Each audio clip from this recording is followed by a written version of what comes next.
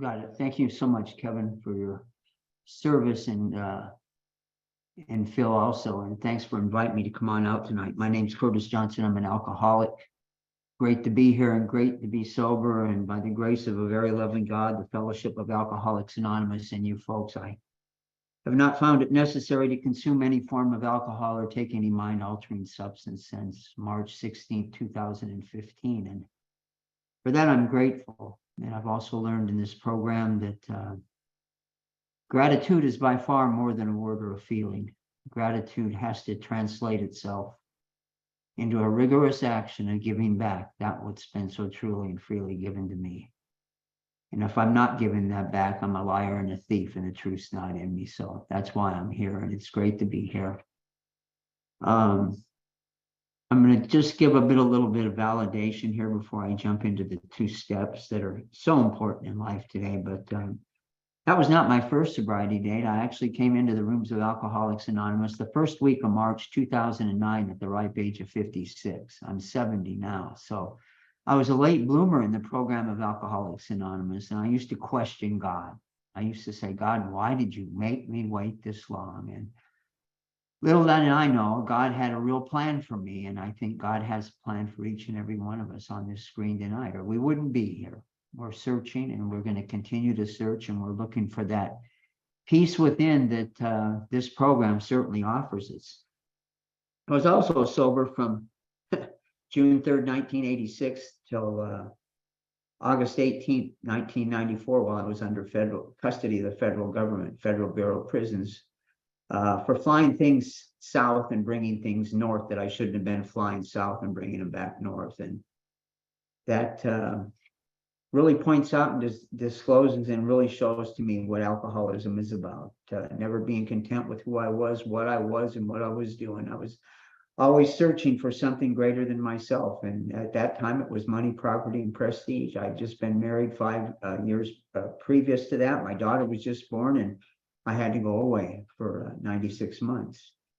And it wasn't a real nice time to go away at 96 months when little Natalie Marie was just born, and Tina and I had 5 years of marriage, and we were living in North Miami Beach at that time, and had a wonderful home on Williams Island. And I had to call my parents. Now, my mom was out a month and a half earlier because Natalie was born in November. And I had to call my mom and tell her I was going away for a while. I had been in federal court for almost 9 months, 10 months. It's long and it's complicated. There were a lot of politicians. There were a lot of government people involved. That's a long story. One day my book will come out. My wife keeps saying it was the last chapter done. It's called The Unscheduled Vacation, and it'll be a real thriller, I'm sure. But the best part about it is I'm here tonight. But I had to call my mom and my mother and my father out in Scottsdale, Arizona. And I got on the phone. I was with my in-laws. We're down in North Miami Beach, sitting on the water, our beautiful condominium. And I said, Mom, I've got something to tell you. I'm going to be leaving for a while. And she didn't even let me conclude or finish my sentence. She said, Curtis, just stop right there. She said, I'm going to tell you something. My mother was a saintly woman, still is today. I talk to her just about every day, and she's been deceased since 1995, a year after I came out of federal prison. But she said to me, she said, Curtis, Dad and I will be here to help support Tina and little Natalie Marie, and we're going to pray for you. And one day you will understand that this is what is called God's plan for you. My response was, Mom, that's not a real good plan. And she said, one day you'll understand. And today I understand what the program of Alcoholics Anonymous has offered me, and contingent on the daily maintenance of my spiritual conditioning, today I'm okay. But I questioned God many times early on in the program because why did I have to wait so long? But again, that's all part of the plan that this God of my understanding has designed for me. I come from a Catholic background. I believed in God all my life. I had no clue what that God was. But once I got into this program, and I came in 2009, and just short of 4 years, I walked away for a year and a half. And I had found the solution, but didn't know how to handle a problem that I was encountered, and it had to do with 2 people running a bunch of girls out of a meeting, a big book study, and I just couldn't believe what I was seeing. They effed them out of the room, 24 of them, and they got in their vans and they left away because one of them said something about some drugs or something, and I didn't know how to take that or how to understand it at that time, year and a half. So I called my sponsor, Tim Highland, and I told Tim that I would be stepping away for a year and a half. I was sitting on the board of the Men's Talbot House here in Louisville, Kentucky, the Men's Healing Place, working with a lot of people, but I hadn't had what I really needed, and that was a real understanding of what this thing was about. So I walked away for a year and a half. And all the complexity of life, that year and a half was probably the toughest year and a half I ever experienced. Way more than 96 months in federal prison, way more than the alcoholism that I'll talk a little bit about that got me to where I am today. But that year and a half, I had tasted something and I couldn't get the taste back. I had to get back, and I called Tim and I said, Tim, I've got to get back into the rooms of Alcoholics Anonymous. And he said, Curtis, we've been waiting for you. Big book study this afternoon. Hope to see you there. And I walked into the rooms over 8 years ago, and I haven't stopped. And what I say is I haven't stopped. I've got deep in the middle of the triangle, the unity, service, and the recovery, with the circle around it. It all has very, very spiritual meaning to it. This is a spiritual program of Alcoholics Anonymous. 12 spiritual steps, 12 spiritual traditions, 12 spiritual concepts. A way of living that most people don't get the opportunity to. But today I understand it. And I understand the process and the part of the program that is the most important. And that, for me anyway, is that power within my own self, as my grand sponsor, Don M., calls the divine spark. And I truly believe that that divine spark rests in each and every one of us on the screens tonight, and all those outside of the screens. But I also truly believe that we've been handpicked. I truly believe we've been handpicked by the grace of something by far greater than us.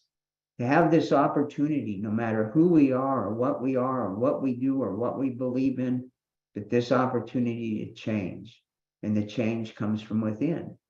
You know, and we're given these 12 spiritual steps, and it's a phenomenal thing because they've been around for a long time. You can find biblical teachings, you can find them in the Buddhists, you can find them in the Bhagavad Gita, all over many religions and concepts of the world, but they were never put into a format by a stockbroker that was broke and a proctologist that couldn't cover his bottom end, and they put something together along with some others that gave us this opportunity to be the best people we can be today. But it all had to come down to how are we going to get here? And for the alcoholic, it was the drinking. I was a drunk. I mean, I drank little bits in high school, more so in college, weekend drinkers. But as I continued on in life, it was a habitual thing. But it didn't take me down the way it should have or might have, people that have been around a long time. God had a different plan, and he waited until I was that 56 years of age where the door was shut. My wife of just recently 40 years cried and thought it was the last thing that she saw as I walked down to the liquor store after I had drinking a quart of moonshine and drank a bunch of ant poison and tried to kill myself. Didn't work. It was a different part. God had a different plan for me. But you know, I truly believe that this thing is given to us this way, because if we don't go to this bottom that we talk about in the early parts of the steps, you know, the step, we've got to be willing to surrender, to become aware. And I'm going to use the word awareness so much tonight that you're going to become aware, I hope, because it's what keeps me aware. And awareness, it can only be achieved at the present moment. And the present moment is the breath you took, I took, you just took again, I took again, and we're going to continue to take. When we breathe in breath, we breathe in life. When we breathe out breath, we give life. If we don't breathe in or we don't breathe out, we die. The program of Alcoholics Anonymous is just amazing to me, that people outside the program that look at it, all the way from the Carl Jungs when he got with Roland Hazard, and Roland Hazard with Ebby Thatcher, and Ebby Thatcher with Bill Wilson, Dr. Bob, and here we are today. You know, and we go back to, I'll go back into page 63, and I'm not a big book thumper, but I like to read the big book, because if I read something today that I read yesterday, I'm going to have a different feeling or a different read of it today. Because I've learned that life centers around the action that you're doing and you're experiencing right now. not yesterday or not tomorrow.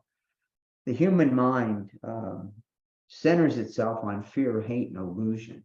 Most human beings fear, hate, and illusion. I'm fortunate several years ago, myself and my sponsor and my grand sponsor and some other great men in AA, we got involved with, and I saw a lady from Albuquerque, so I know she knows, Father Richard Rohr is a Franciscan monk that came down from Cincinnati in 1985, I believe. He was transferred down to Albuquerque, New Mexico. And he got to Albuquerque, New Mexico, and Franciscans are very humble people. They're poor. They follow St. Francis of Assisi. They follow Thomas Merton. They follow themselves, and they give love and peace to the understanding that they believe in. A lot of times the Catholic religion looks down on some of them because they become so blatantly open that it's unreal. But that's what we have to do to be where we are at today. And anyway, Richard Rohr was sitting there, and they were having these AA meetings outside his new parish. He had his little hut there, and he said that out in the parking lot before these meetings, and they had them all week long, the people were in the parking lot smoking cigarettes, laughing, happy, joyous, and free. They would go into these things and they would come back out and smoke and be happy, joyous, and free. And they continued to ask him, and he said, Father Rohr, why don't you come on in and go to an AA meeting with us? And he said, well, the sign outside says that this is a closed meeting of Alcoholics Anonymous. He said, I'm not an alcoholic. I drink wine at the homily at Mass, and that's it. So I don't believe I'm an alcoholic. Now, I might know a few priest friends of mine that might need to go to the meeting, but I'll talk to them later. But they continued to talk to him about that, and he began going. And after just a few meetings, he realized what he saw and heard from that podium, as we're doing tonight, telling about ourselves, telling the truth and understanding about what our life was like, what happened, and what our life is like now.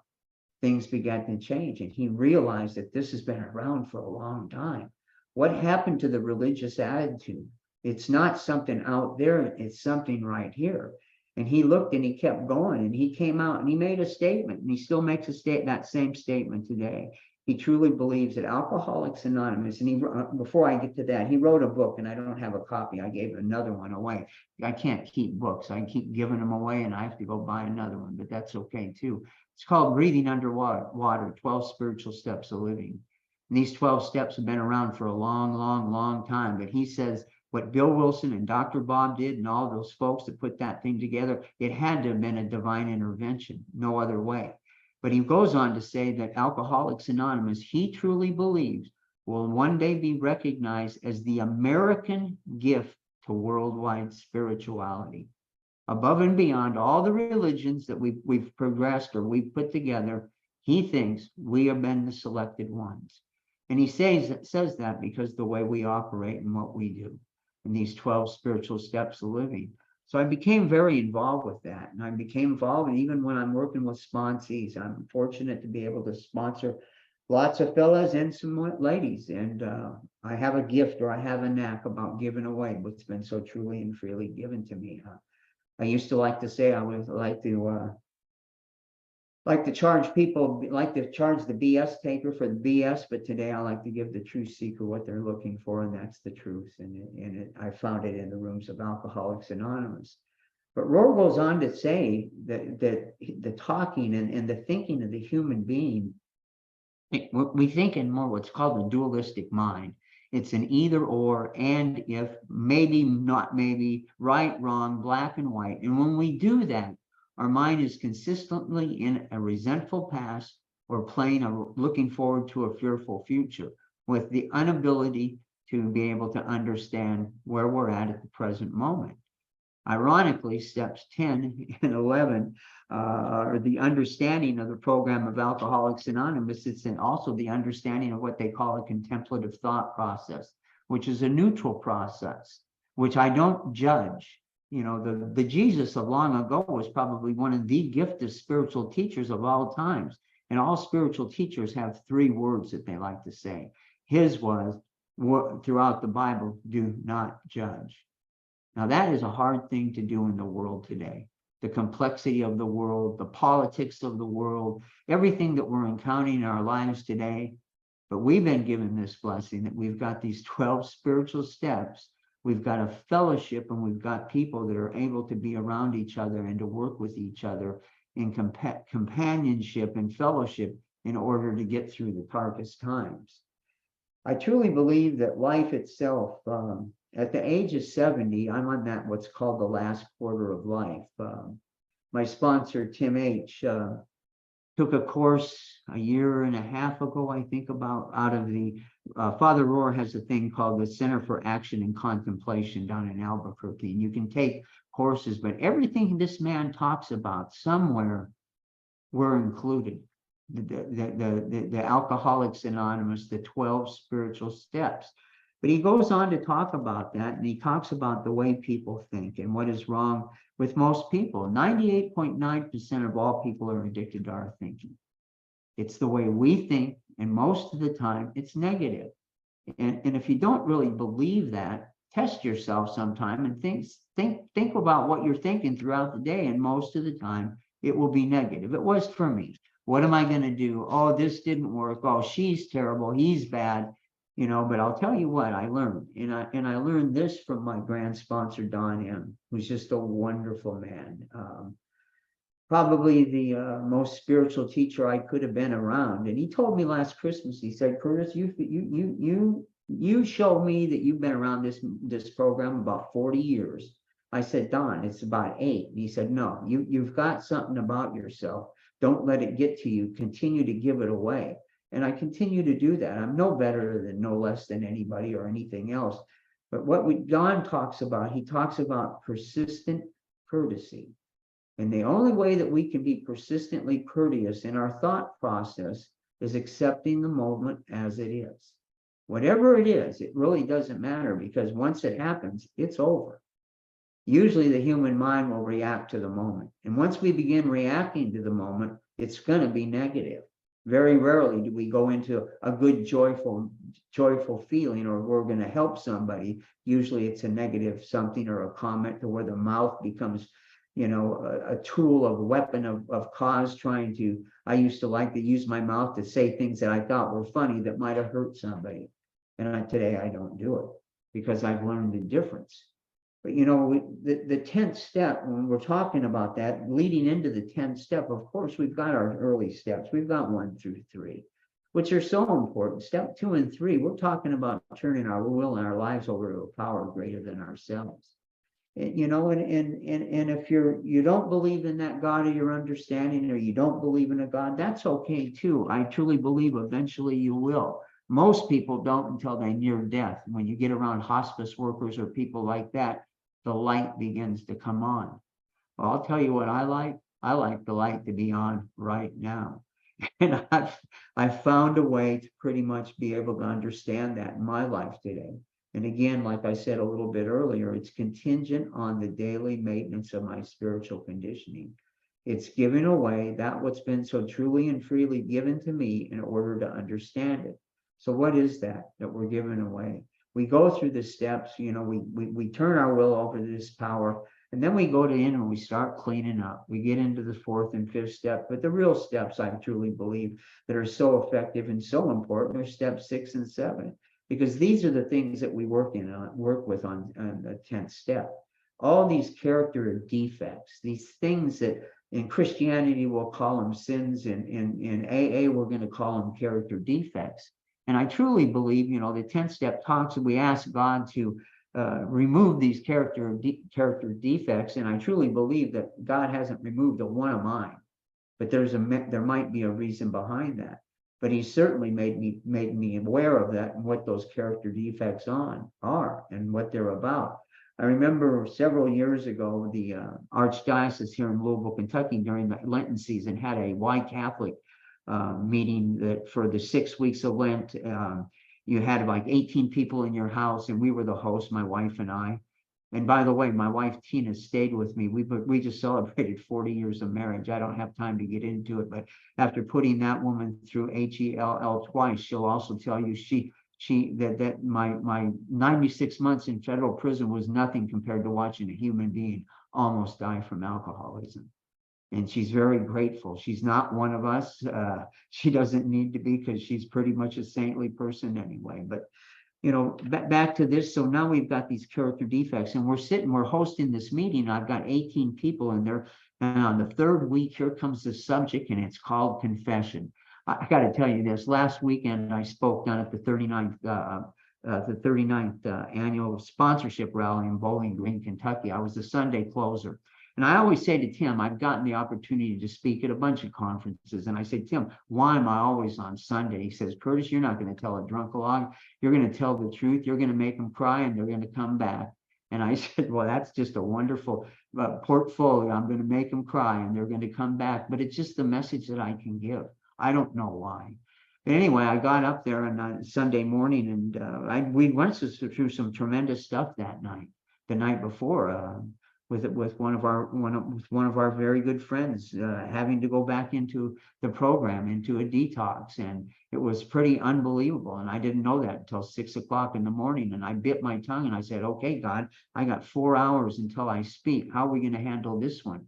And then God, in my understanding, said, Curtis, you're going to do just fine. So when I got to the podium, I said, good morning, everyone. My name is Curtis Johnson. It's Sunday morning. I'm a devout Catholic, and it's time for confession. And I thought they were all going to die cracking up laughing. I said, but it's the responsibility of myself today to be able to open myself up to you people, to be this thing. And this is what the steps are about. But anyway, back to that thing at the house, we had all these 18 people, my wife, a couple sister-in-laws, and we were talking about confession.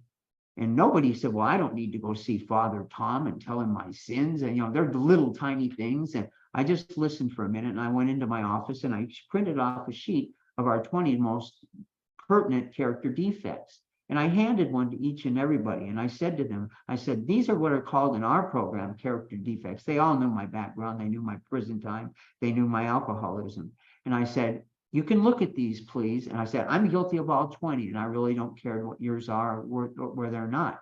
But what these tell me right here is these have to be, I have now become aware that if I'm going to lie, I know I'm going to lie. If I'm going to cheat, I know I'm going to cheat. If I'm going to deceive, I know I'm going to deceive.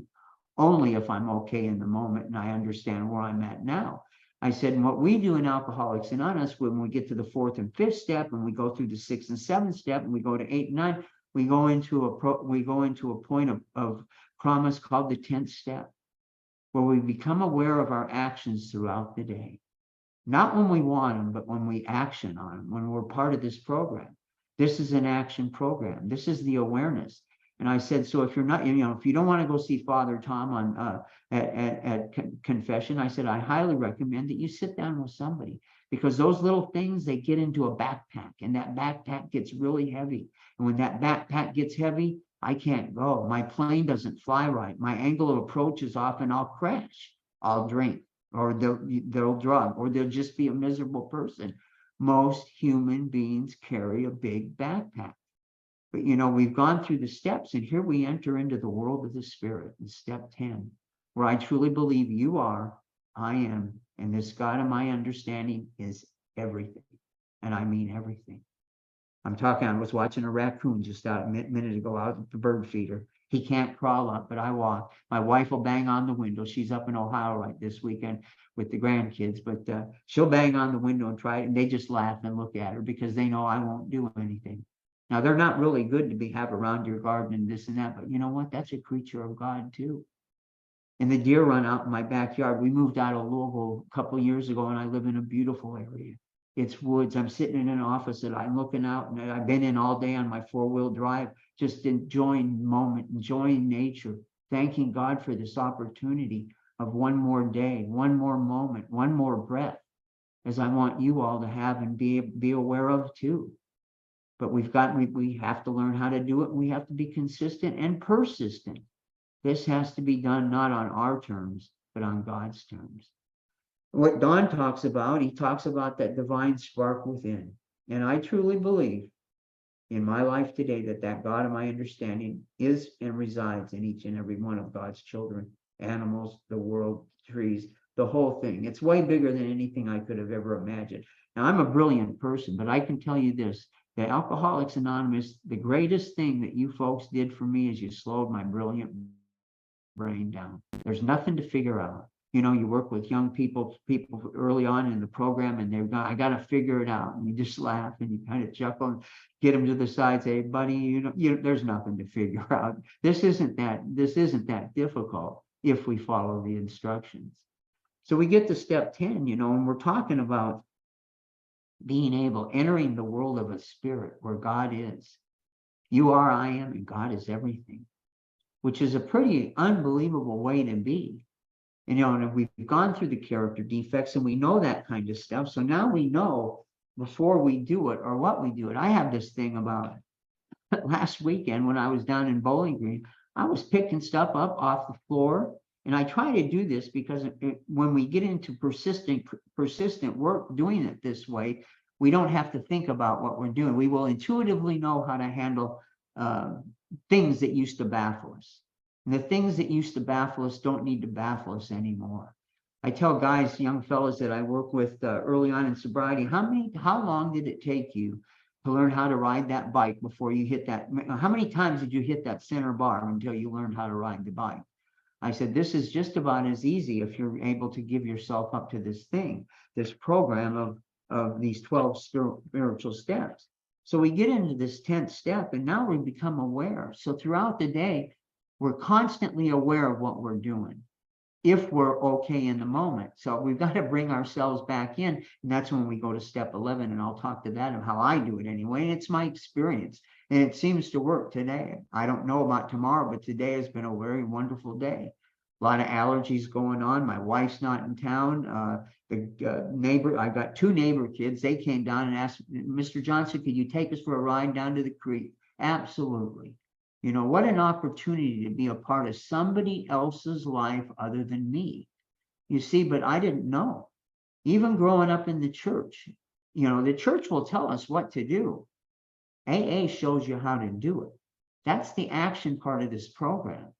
It's the action of care and concern for all of God's children. It's what the 3rd step is about. But we learn this and we continue to do this and we keep doing it and we keep doing it and we keep doing it even when we don't want to do it. Because if I don't keep doing it, if I get off that beam, I'm going to be off in someplace else and it's not going to be a good return. So it becomes into a conscious awareness of where we are the moment I wake up in the morning.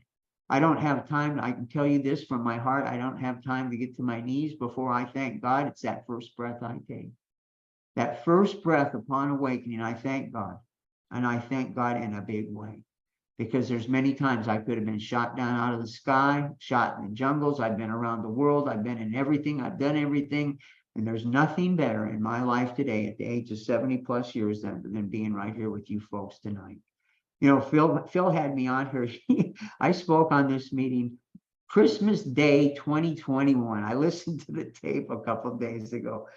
And Phil had called me and he said, Curtis, he had met me or this, and I got to share on this meeting, Christmas Day 2021. And it was a great talk. It wasn't like this. It was the story. It was the alcohol, the whole thing. But the thing of it is it's been persistent and it's been consistent. What I said that day is I'm talking about now. And I'm talking about living in the presence of God in everything that I do. Am I perfect? There's no possible way. But that awareness, the awareness as I go into the store, the gas station, just walking out into the yard, I can come to tears. Tears like I've never felt. See, it's good to cry and it's good to laugh. Cleanses the soul. See, our problem is our innermost self. It's that inner being. We call it the false self. It's everything that we wanted to be or wanted to do that we couldn't do, and it's not who we are. But in Alcoholics Anonymous, we've come a long way. There's a long road. The book says long road of reconstruction ahead, and it's on a daily basis.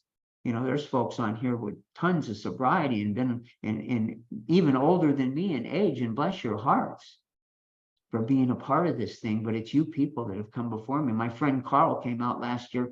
I'm part of a men's retreat the first week of December every year with my sponsor, Tim Highland. I'm in charge for the next 3 to 5 years. And Carl came out and talked on the history of AA for us. And we bring in 2 AA speakers, and we bring in an Al-Anon speaker. And it's a wonderful thing. And we give 35 scholarships out of 150 men because we've got to give it away. And sometimes they'll get it, and sometimes they don't.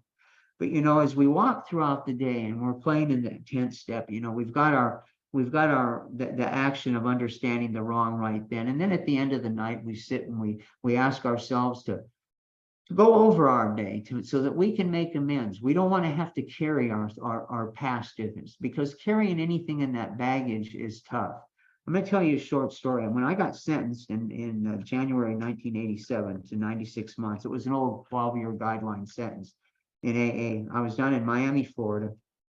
Federal prosecutor, her name was Leah Sims, beautiful, tall African-American lady. And she looked down at me and she said, "Mr. Johnson, do you know how many people's lives you've affected doing what you were doing?" We were flying tons of cocaine. It was going on to Camp Lejeune Marine Base. That's a whole different story. And this is back in the mid-'80s. And I said, "Miss Sims, we were just transporting the goods." She said it one more time. I really didn't understand it until I sat down and for the second time with my sponsor. And I looked up and I said, "How in the world am I going to make amends to maybe millions of people's lives that I've affected you in what I was doing?" You know what the response was? "Curtis, you're just going to start helping people." And I looked up and I said, "Okay." And then he looked down one more time, more serious, and said, "Probably for the rest of your life." And I had tears coming down my cheeks. I said, "Okay." And I haven't stopped. It's the gift of giving back. I don't know what happened to maybe hundreds of millions of people. I have no clue. But God kept me alive for a reason. And this reason comes down to tonight, sitting on a Zoom meeting with 182 people on a Saturday night. I host a 10 o'clock meeting after this that we've hosted since COVID also. I've got a speaker friend of mine going on that tonight. In 1996, he found Alcoholics Anonymous in a state prison system. In 2009, he got let out with a friend of mine's help from St. Louis, Missouri, and he was in with life, no parole for killing somebody. God stepped in. The miraculous part of this program is that we have no clue what we can do when we let ourselves go to this power and this God. So the 10th step, we talk about, we have the action throughout the day that we understand. And when we're making errors, and we don't want to make the errors. And, hopefully when we continue to do it, we will intuitively know how to handle those situations that used to baffle us. And instead of reacting or doing those types of things, we accept it as it is. Accept that moment as it is, and your life will change. I'm telling you, it did mine anyway, because there's nothing for me to figure out. And then at the end of the night, when we're sitting in our silence, we thank God and we go back over just to maybe go back over it again. And then the third process that, of course, we have is getting with our sponsor and going over things that we might not understand. And the important part of having a sponsor is, and being a sponsor, I learned more from the folks I get to work with and I represent than I do my own self. I can look in the mirror all day long and not really see who I am. But boy, I'll tell you what, you get around people, and if you're okay, you'll become like a piece of flypaper. They just keep coming after you. In the grocery store, it doesn't matter. At the restaurant, my wife will say, "Who's that, Curtis?" And I said, "I don't know. They just started talking to me." It's the gift. We have within each and every one of us an energy system. It's called the aura. It's the gift that God, it's the divine spark within. It's this God of our understanding. And when we're doing good, we don't distract people. We don't send people away. We attract them, because it's that power within that's with us and doing this whole type of thing.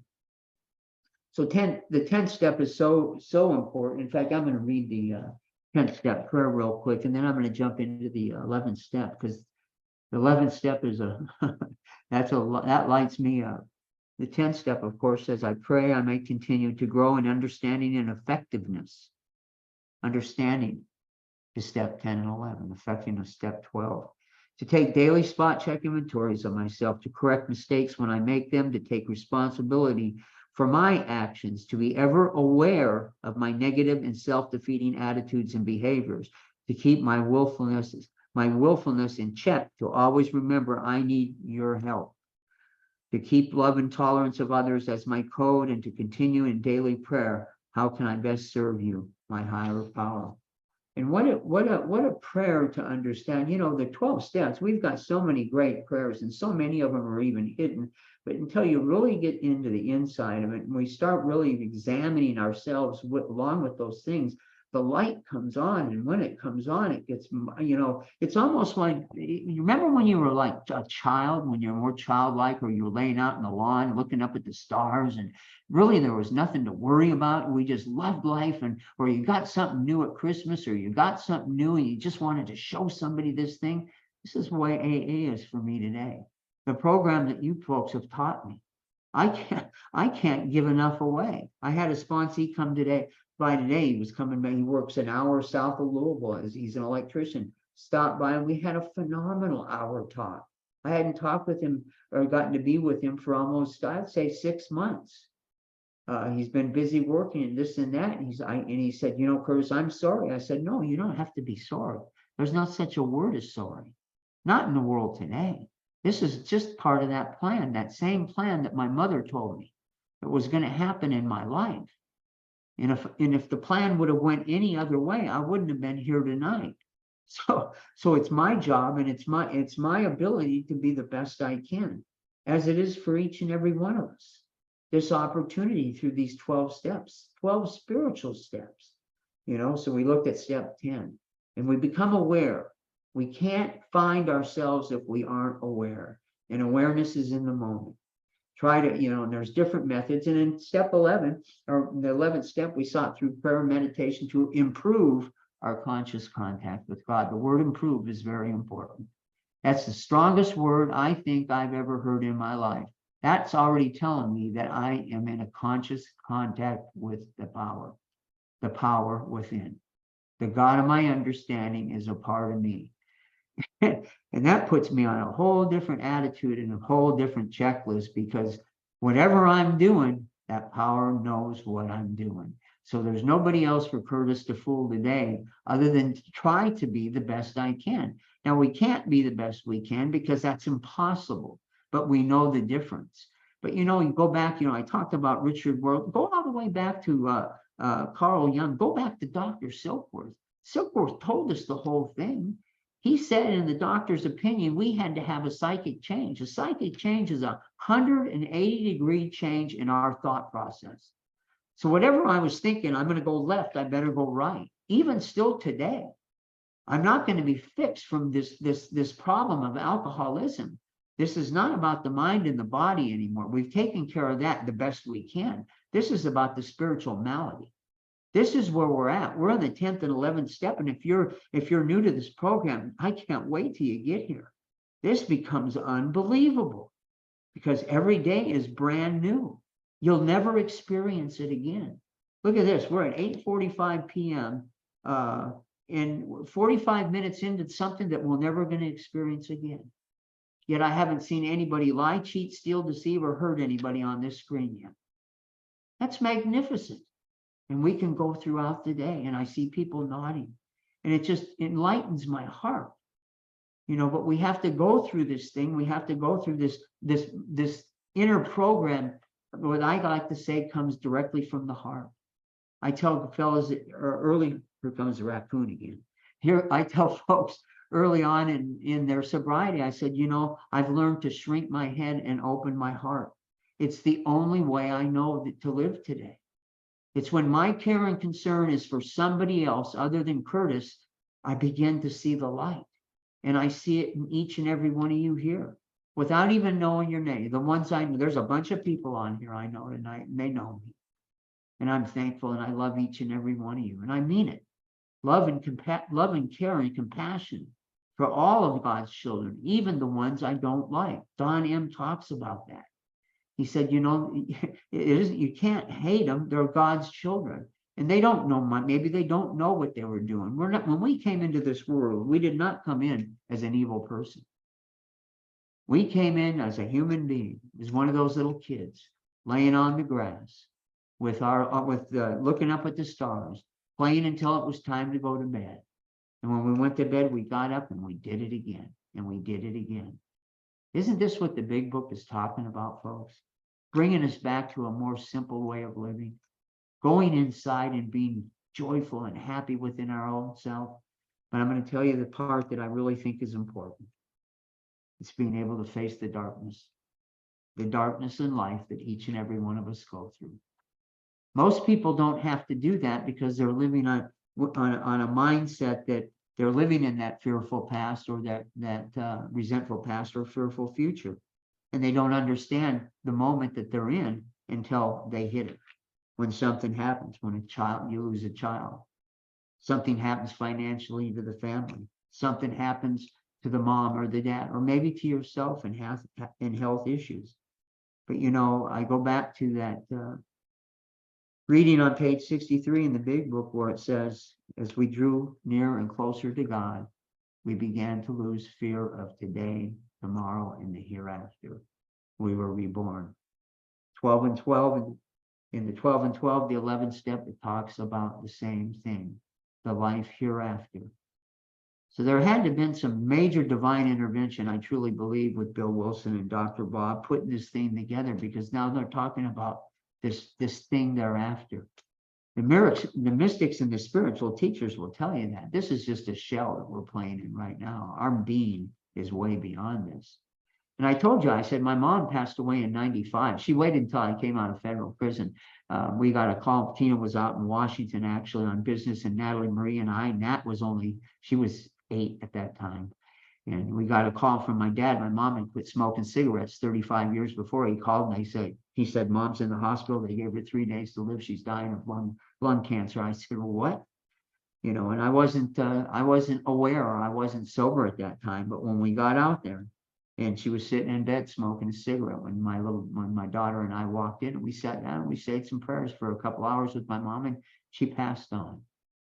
But I also know that today I talk to my mother, and I talk to friends that I've lost, and I pray for people that I don't even know that are losing people, friends in AA. I mean, it's unbelievable to go to an AA funeral, because the priest or the preacher or whoever, they look and go, who are these people? These are people that will have care, love, and concern and compassion for other people. Because if it's my suffering, it's going to be yours too. If you're suffering, it's also mine too. And that's where the 11th step becomes so important, because we saw it through prayer and meditation. When we pray, we're reciting something. And when we recite something, it takes the left side frontal part of the brain away. So I'm nowhere else other than what I'm reciting.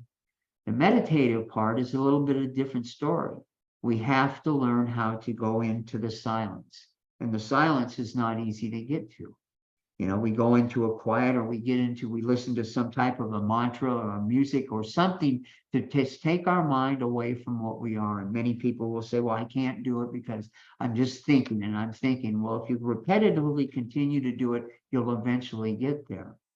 But the real goal about this 11th step, I truly believe, is to improve our conscious contact with God.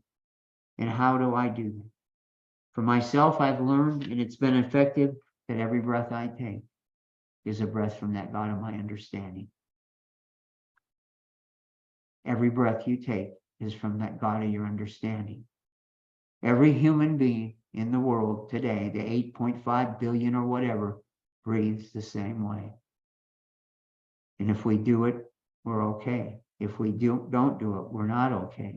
So that brings me into the awareness of what I was doing. And I was saying last weekend down in Bowling Green, I'm walking around picking stuff up off the floor. I had somebody ask me, Curtis, what are you picking all that stuff up? I said, I just saw it. I said, well, so? I said, if I saw it, why did I see it? I'm going to pick it up. Well, I begin to, without my actions throughout the day, if it's the same thing, if somebody smiles, I'm going to smile back. But I can't smile back if I'm someplace else other than where I'm at.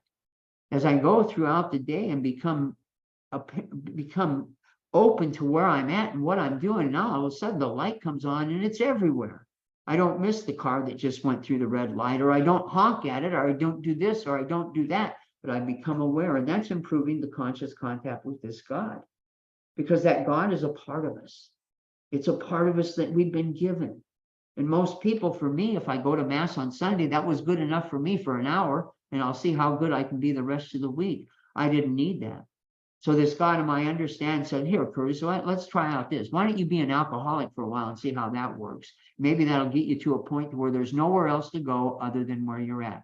Even the Jesus back in his days, his disciples, they weren't the best of all people, and he didn't go after the people with all the money. They were on their way someplace that they weren't supposed to be going, but his job was to get them there. That's what your job has been for me. That's what my job is for you, is to be with each other and get ourselves to this point, because we're going to run into tough times. We're going to run into the toughest times in our life. That blackness, even in scientific knowledge, black is not all totally black. There's light within. And that lightness, that divine spark is with us all the time. There's no way that we can lose, because there is no win. There is no winning or losing. It's about being a parent and being a part of this thing. You know, in the 11th step, we talk about that. We sought through prayer and meditation to improve our conscious contact with God. And when things aren't going the way we go, and we get the help that we need, and we're with the people that we're at, because our thinking is our biggest problem. It's nothing else than that. Everything that we transpire, every thought that I have, I'm the generator of the thought. So I have to learn how to generate the thought in the right way.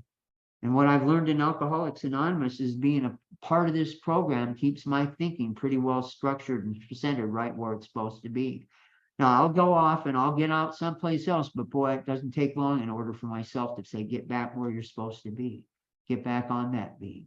Be there for that person that's going to need you, because it might be me.